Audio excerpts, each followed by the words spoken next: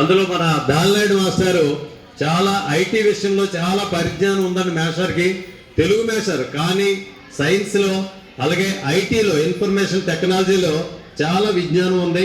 Master ట్రైనింగ్కి వెళ్ళి వచ్చారు. 2 విషయాలు వినండి.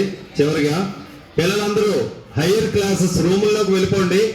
నెక్స్ట్ మన పెద్దలు తల్లిదండ్రులందరికీ కౌంటరు సెపరేట్గా ఏర్పాటు చేస్తాం. భోజనాలకు అక్కడికి వెళ్తారు.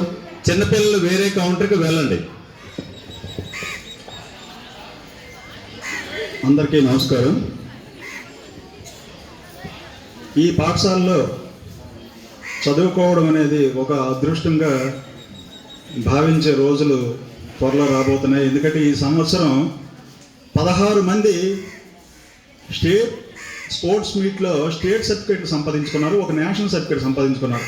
స్టేట్ సర్టిఫికేట్ సంపాదించడం అంటే మామూలు విషయం కాదు.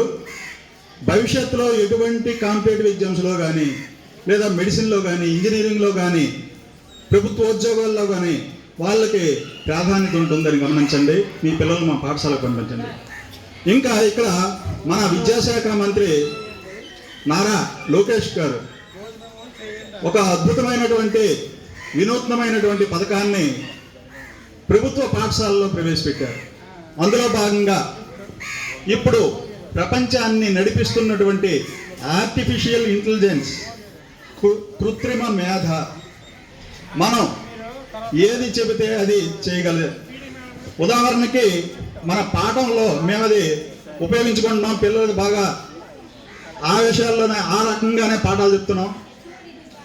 ఒక పాఠం చెప్పినప్పుడు ఉదాహరణకి రామాయణం చెప్తున్నాం. రామాయణం చెప్పినప్పుడు రామాయణానికి సంబంధించిన వివిధ చిత్రాలు మనకు కావాలి అంటే ఆ రోజుల్లో మేము అవి ఎవరితో పెయింటింగ్ వేయించేవాళ్ళం, లేదా మార్కెట్లో ఆ బొమ్మలు దొరికితే కొనేసి చూపించి. ఇప్పుడు అది అక్కర్లేదు.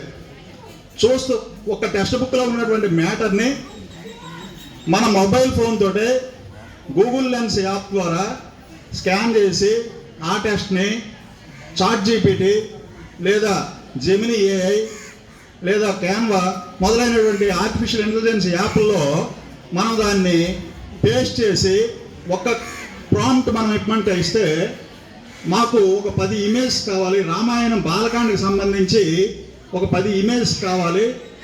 ఆ ఇమేజ్ క్లారిటీ ఎలా ఉండాలి, సినిమాటిక్గా ఉండాలి, 3Dగా ఉండాలి, కార్టూనిక్గా ఉండాలా, లేకపోతే ఫ్యాంటసీగా ఉండాలా, మైథాలిక్గా ఉండాలా, ఇది మనం ఆ ఇమేజ్ ఎలా ఉండాలో చెప్తే చాలు. మనకి ఏ విధంగా కోరుకుంటే ఆ విధంగా మనకి ఐఎఫ్ఈ ప్యానల్స్ ఉన్నాయండి. ప్రభుత్వ పాఠశాలలోనే ఇవి ఉన్నాయి, ప్రైవేట్ పాఠశాలలో ఇవి లేవు. Delhi public school, Hyderabad public school మొదలైనటువంటి ఇంటర్నేషనల్ స్కూల్స్ నెలకి ₹1,00,000 ఫీజు. అక్కడ అంత ఫీజు కట్టి చదివించినటువంటి పెద్ద కోటీశ్వర్లు ఉన్నటువంటి స్కూల్లోనే ఇటువంటి ఐఎఫ్ఈ ప్యానల్స్ ఉన్నాయి. అలాంటిది మనకు ఉన్నాయి. ఈ ఐఎఫ్ఈ ప్యానల్స్ ఉపయోగం ఏంటంటే మనం ఏది కోరితే అదే డిస్ప్లే చేయొచ్చు. పిల్లలకి ఏ రకమైనటువంటి అంశం కావాలంటే అది చూపించవచ్చు.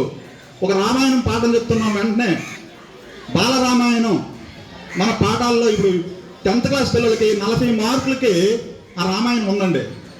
వాళ్ళు ఏం లేదు, ఆ పాఠం చూపించిస్తే, ఆ సినిమా కానీ చూపించిస్తే వాళ్ళకి అర్థమైపోతుంది. లేదా రామాయణంలో సంబంధించిన ఇమేజ్ చూపిస్తే వాళ్ళకి అర్థమైపోతుంది. వాళ్ళు సొంతంగా రాసేస్తారు. చాలా చక్కగా వాళ్ళు నేర్చుకోగలుగుతారు ఈ ఆర్టిఫిషియల్ ఇంటెలిజెన్స్ ద్వారా. అంతేకాకుండా 7 నుంచి 9 తరగతి పిల్లల వరకు ఈ సంవత్సరం నుంచి ఈ స్మార్ట్ ఇంజనీర్స్ తయారు చేసే కార్యక్రమాన్ని తలపెట్టింది ప్రభుత్వం. దానిలో వాళ్ళకి మేము ట్రైనింగ్ ఇస్తున్నాం. సర్టిఫికేట్స్ వస్తాయి. ఈ సర్టిఫికేట్స్ ఉంటే భవిష్యత్తులో ఇంజనీరింగ్ డిప్లొమా, ఇంజనీరింగ్ డిగ్రీ కానీ సంపాదిస్తే దానికి తోడుగా వీళ్ళకి ప్రాధాన్యత ఇస్తారు. అలాగే ఉద్యోగాలు ఇచ్చినప్పుడు కూడా ఆ సర్టిఫికేట్స్ యొక్క ప్రాధాన్యత ఉంటుంది. కాబట్టి మీ పిల్లల్ని పొరపాటును కూడా ప్రైవేట్ వాళ్ళ మాయలో పడి అక్కడ చేర్పించకండి. ఇక్కడ మమ్మల్ని నమ్మండి. ఈ సంవత్సరం ఇంకా ఎక్కువ 500 దాటి తెప్పిస్తాం.